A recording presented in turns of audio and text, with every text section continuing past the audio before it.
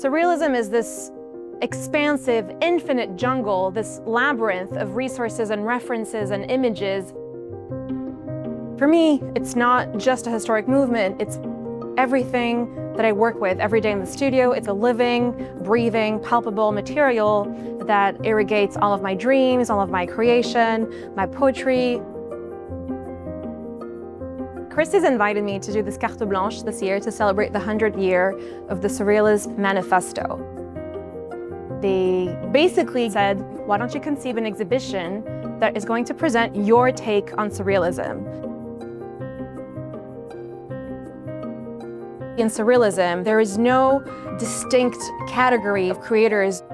All of them did not think for a second that if they chose one path, they had to stick to it and only do that. I wanted people to experience it on a very horizontal level. I played a lot with the scenography, with the poems themselves, with the way that the works are presented, and hopefully this can desacralize this a little bit. The reason I called the show Images from the Labyrinth is because I wanted the whole exhibition to revolve around the idea of the maze.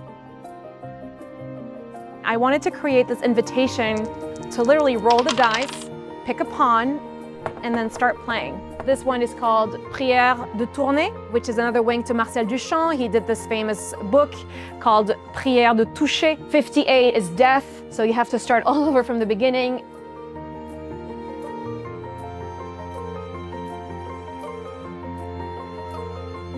As people move from room to room, I wanted to have these little handwritten, hand-drawn poems to accompany them.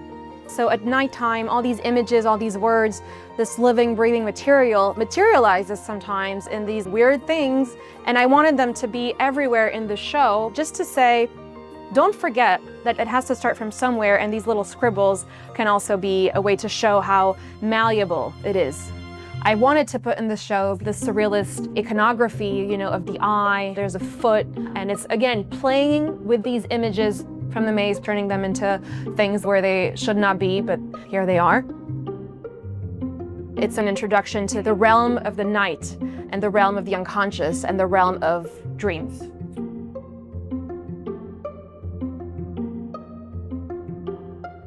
The wall can also be a springboard for the imagination to create these correspondences with words and with images and with found materials and with all the wonders of nature that we can collect and transform. Sometimes you can just juxtapose two objects or put two things together and suddenly a third reality will emerge. What if Surrealism was a country? What would it look like? What shape would it have? What seas would it have? People trace their own trajectory from one author to another. So you have André Breton, Prière, Picabien, Jérôme Bosch, Giacometti, Georges Balkin becomes Georges Balkin. An imaginary map of Surrealism